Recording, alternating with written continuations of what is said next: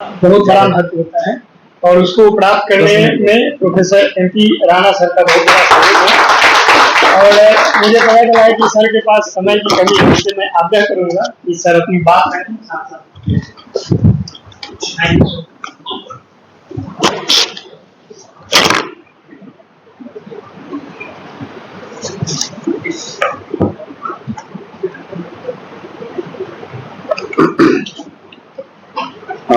Thank you.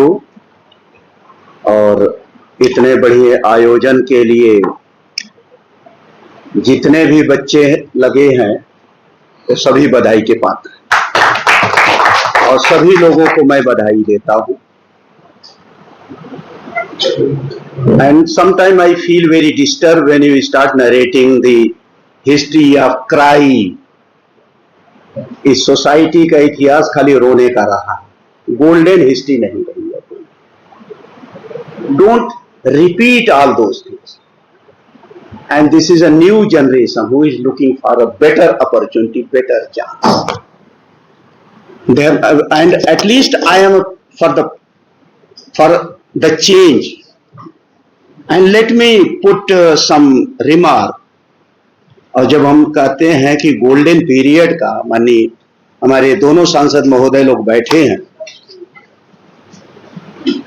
और एक statement से लेट मी स्टार्ट। 1916 का स्टेटमेंट है, when doctor Ambedkar wrote a first article, responsibilities of responsible government, and the entire article was against the British rule. Sir, Ambedkar has very categorically pointed out what is the responsibility of the British government, though they consider all sorts of human rights to their citizen but not to Indian citizens. So they have to realize their responsibility also towards the Indian. अब इसको मैं थोड़ा सा अपने पर और सभी लोगों पे लागू करके दो। What is your responsibility? Was it my responsibility as a teacher?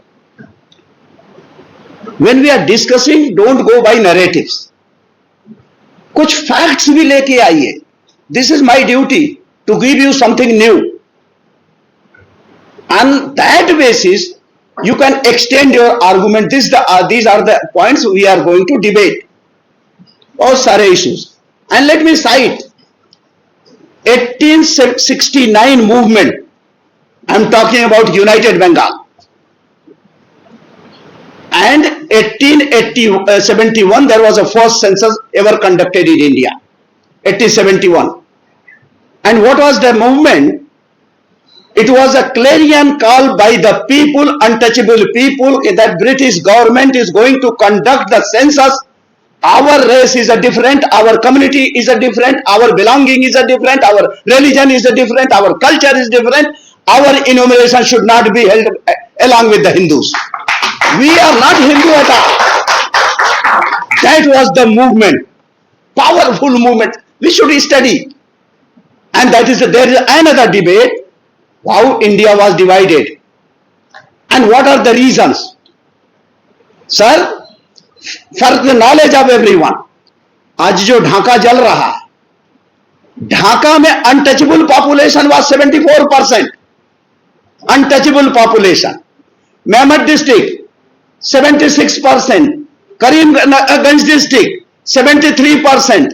So these were the population, and how Hindus, 5%, 7% Hindus conspired to divide the country. And perhaps some of you are aware, जो बंगाल में जमींदारों के खिलाफ आंदोलन रहा, और जमींदारों के खिलाफ आंदोलन में जो यूनिटी रही है एवर इन द हिस्ट्री, मुस्लिम और अनटचेबल का जो अलायंस था, तो जो हिंदुओं का conspiracy to break the alliance between the untouchable community and the Muslims. This is the major reason to divide the country. कहीं इंडिपेंडेंस तो होगी होगी, तो हो ना हो कि यही सब रूलर बन जाए, तो let us have a conspiracy.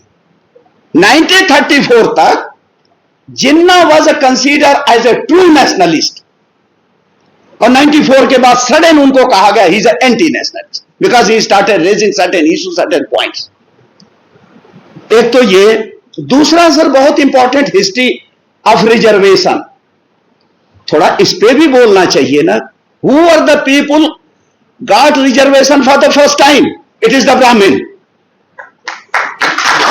ताली वाली मत बताइए, ताली कोई बहुत अच्छी बात नहीं बोल रहा हूं, थोड़ा समझने की कोशिश कर। ताली से कोई बहुत नहीं, we are not going to achieve any target. In colonial period, civil services examination was conducted in London. सभी लोग एग्री करते और सही भी है, हिस्टोरिकल फैक्ट है। And it is the only Brahmin community who appear in the civil services examination, and none of them could clear the examination.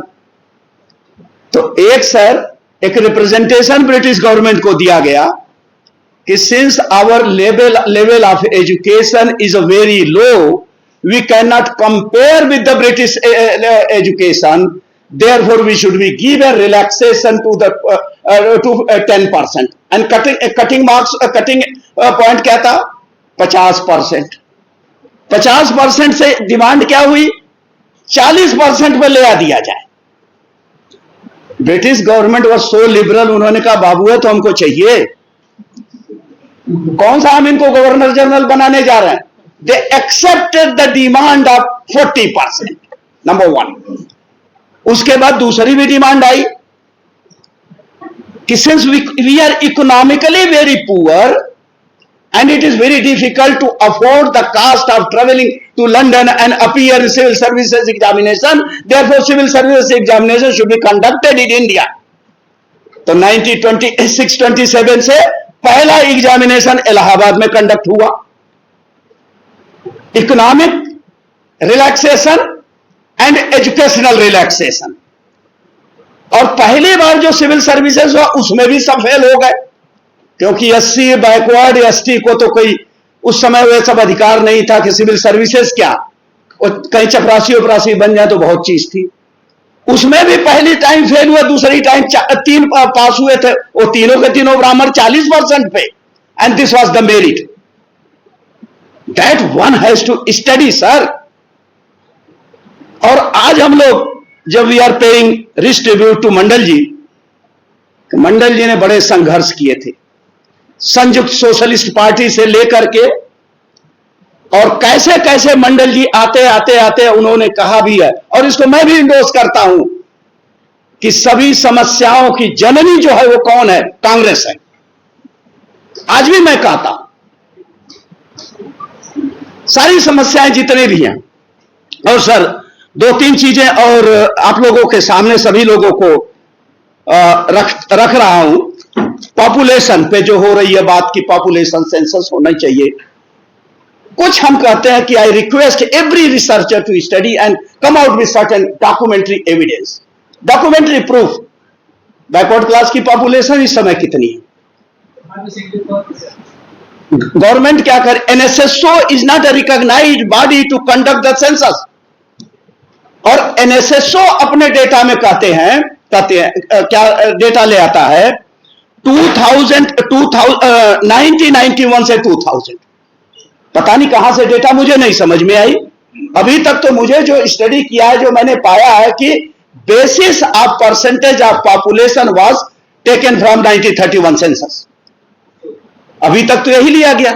और 1936 में मुझे लग रहा है कि मंडल साहब थोड़े दबाव में उस समय रहे होंगे, जो आज की स्थिति उस समय बहुत ज्यादा गड़बड़ रही हो, तो उन्होंने जो 51 को 58% जो ओबीसी पॉपुलेशन बैकवर्ड को, उसको 6% वहां भी उन्होंने उनको रिलैक्सेशन दिया है।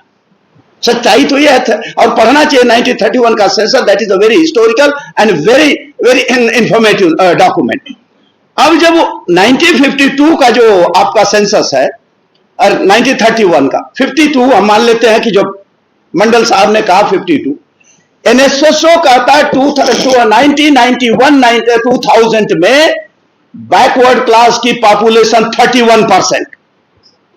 सर आप लोग हैं, थोड़ा आप लोग भी हम लोग मदद करिए, हम आपसे उम्मीद कर रहे हैं, लोकसभा में भी हो यहां भी हो, थोड़ा 2-2 हाथ, बड़ी उम्मीद है सर आप लोगों से। पूछिए वहां पर कि भाई एक प्रोफेसर कह रहा था, मैं चैलेंज के साथ कह रहा हूं कि अगर ये डेटा जो मैं बोल रहा हूं अगर गलत हो जाए तो जो कहिएगा सो पनिशमेंट आपके सामने। स्टूडेंट भी रहा हूं यहीं का और यहीं पर अध्यापक भी। और फिर उसके बाद 2000 के बाद 2005 में कहते हैं बैकवर्ड क्लास की पॉपुलेशन इंक्रीज टू 6%। 6% बढ़ रही हर 10वें साल। उन्हीं का रिकॉर्ड मैं एनएसएसओ को लेता, तब तो 20 साल हो गया होगा ना, 20 साल। तो 20 साल ये मान लीजिए, अब उनके हिसाब से 31 मैं मान ले रहा हूं, 31 मैं मान रहा हूं, अभी I am not going beyond, अभी मैं मंडल कमीशन पे नहीं सर पूछ रहा।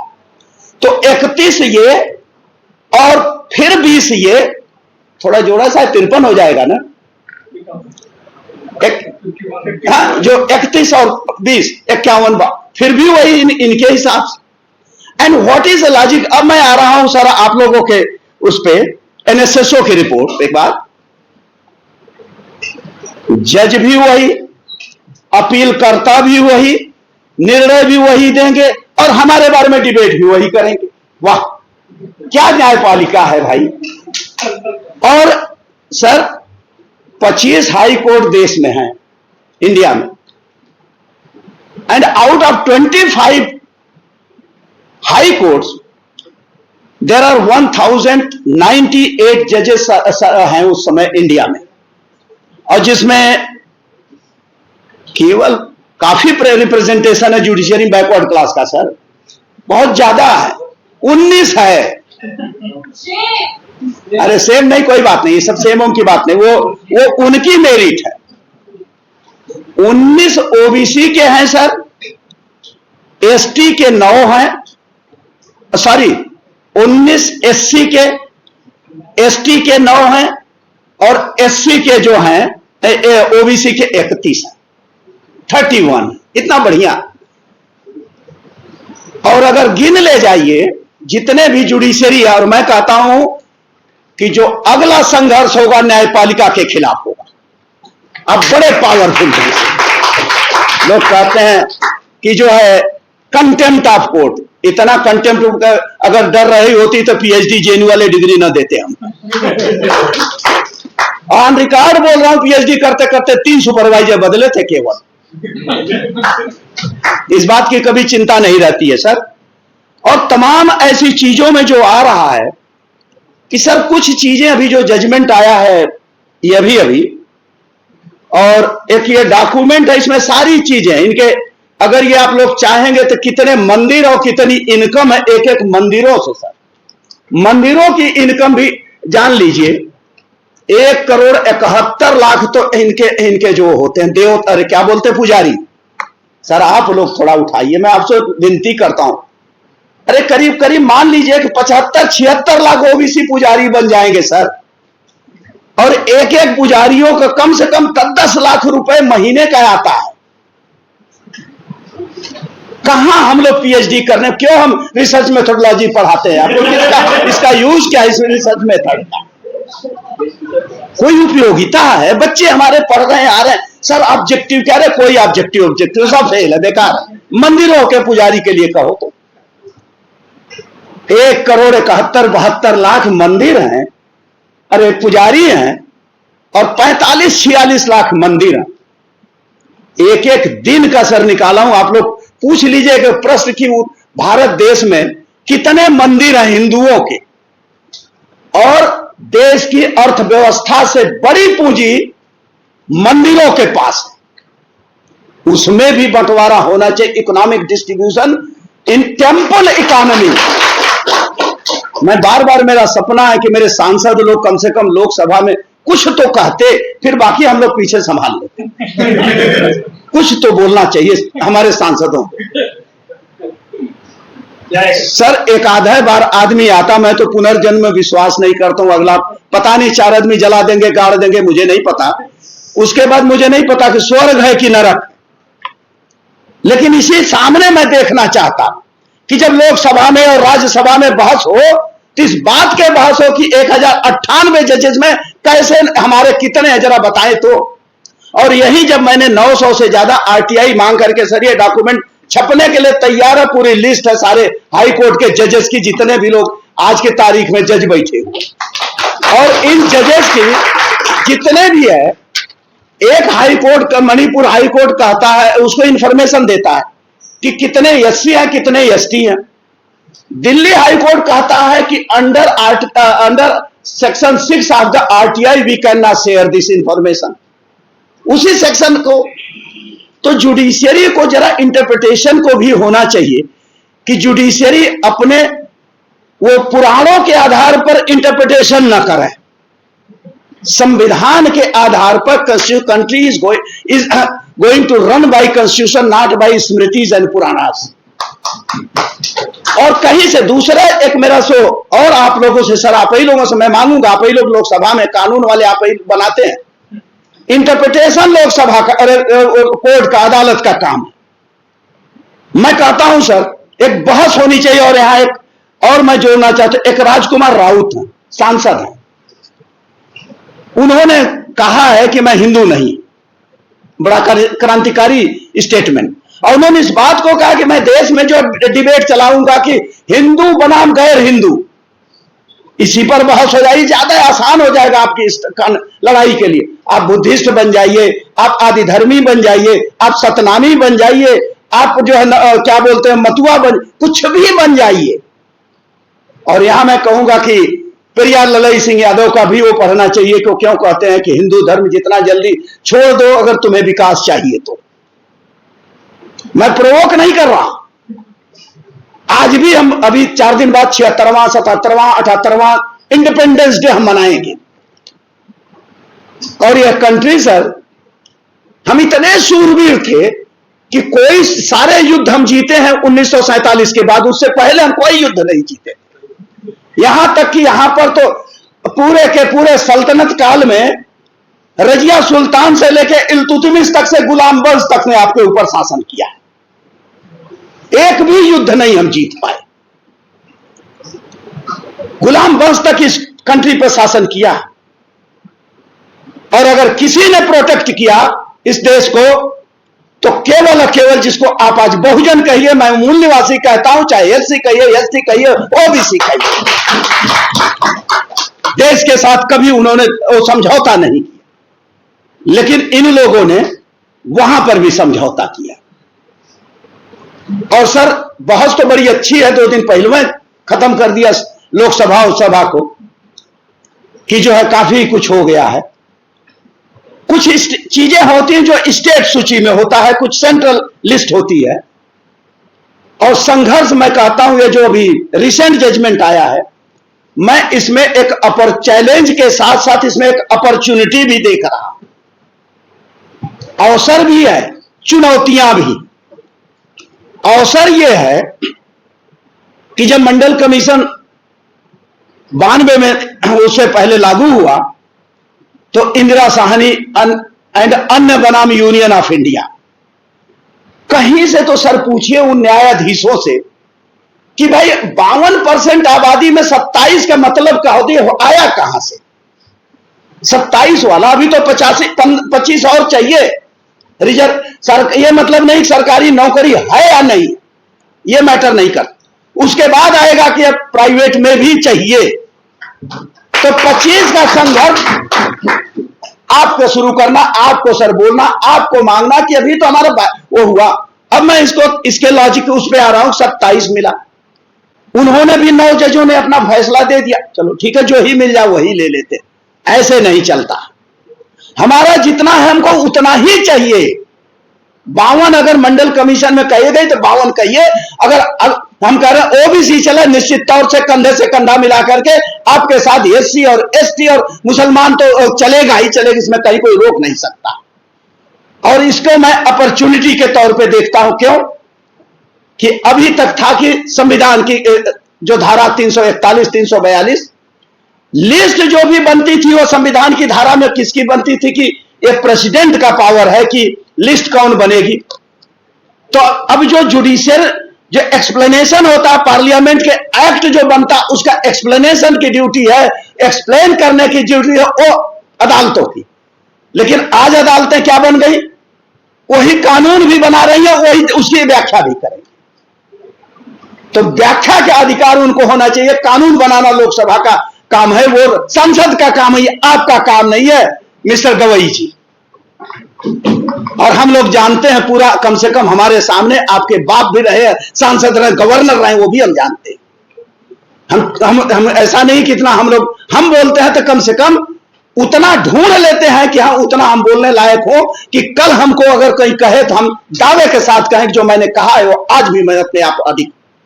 सर 76 मंत्रालय है, 76 मंत्रालय में एक रूट का जरा देख लिए सर, आरटीआई से मांगी इंफॉर्मेशन बता रहा हूं, 39 मंत्रालय है जिसमें ए ग्रुप ए में जो है ओबीसी एससी एसटी का कोई है ही नहीं, राष्ट्रपति सचिवालय में कोई है नहीं, प्राइम मिनिस्टर सचिवालय में कोई है नहीं, वाइस प्रेसिडेंट सचिवालय में कोई है नहीं एससी एसटी ओबीसी। आया कहते बड़ा क्रीम जम गया है, काफी क्रीम हो गया, निकाल लो ना। तो क्रीम की छटाई अब मैं कह रहा हूं सर, ये मैं आप दोनों लोगों के, मेरे माननीय सांसद महोदय से मैं उम्मीद करता हूं कि एक बार आप लोग कह दीजिए अपने से। मैं चाहता हूं सर कि लोकसभा में, मैं मानता हो सकता मैं गलत हूं, अगर मैं कहता हूं पब्लिक स्टेटमेंट है कि अगर इस देश में कोई हिंदू है तो कोई ब्राह्मण बनिया ठाकुर, तीसरा कोई हिंदू नहीं, मानिए मत मानिए आपके ऊपर है।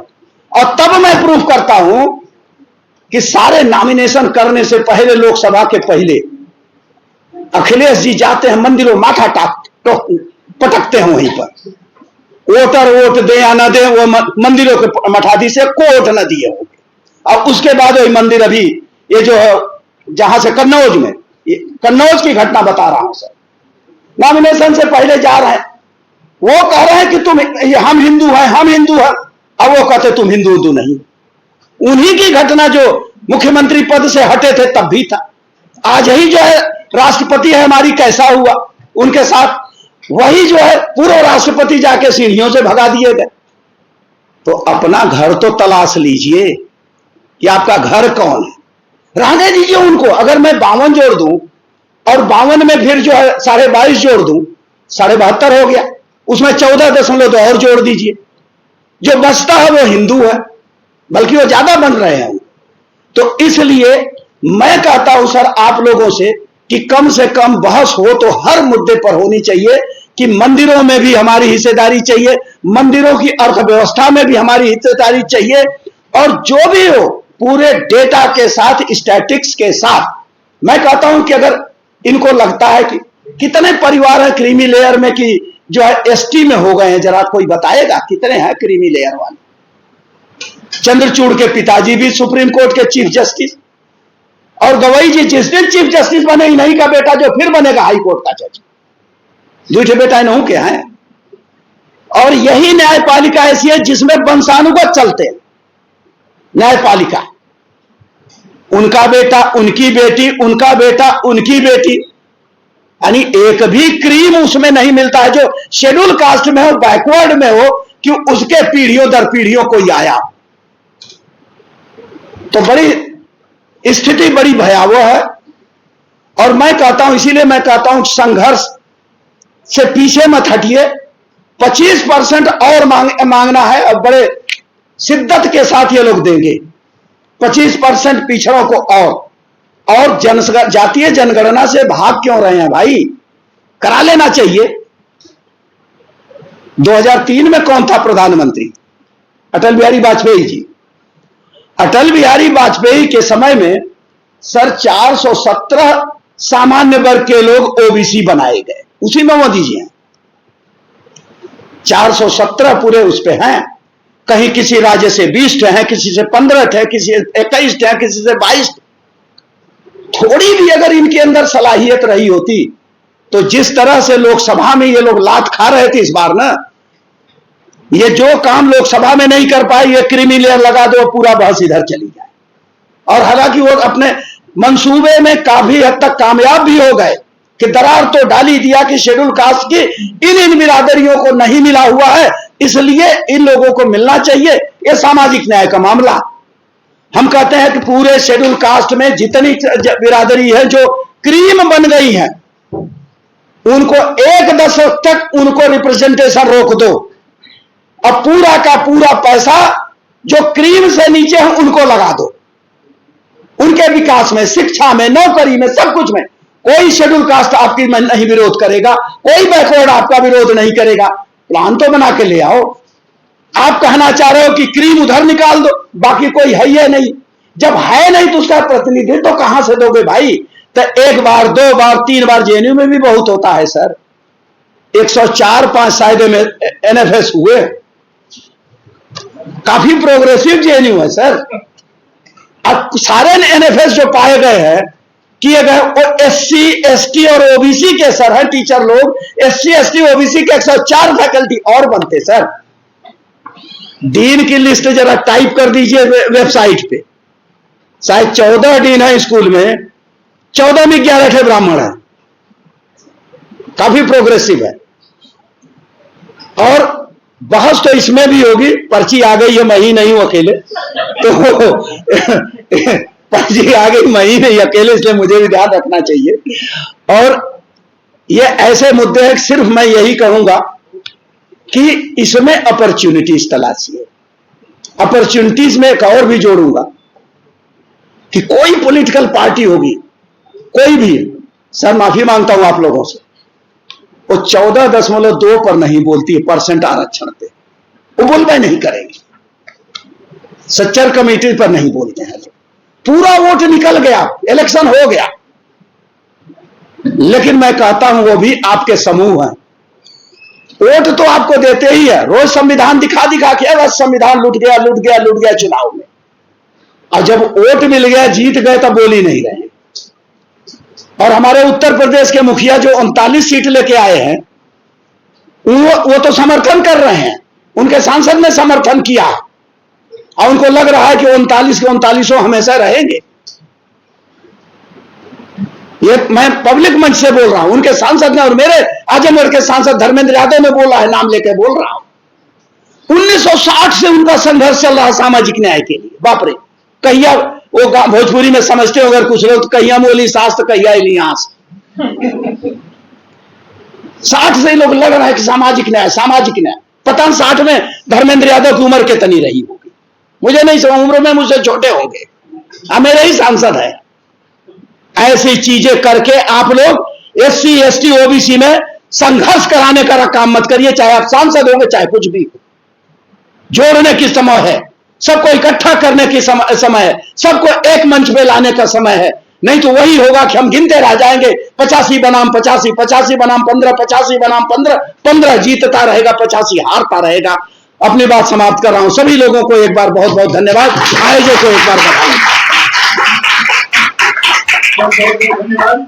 तो आपकी बात इतनी महत्वपूर्ण थी, कोई बात छूटी। अब चुनौती ये है कि जो आगे हमारे साथी या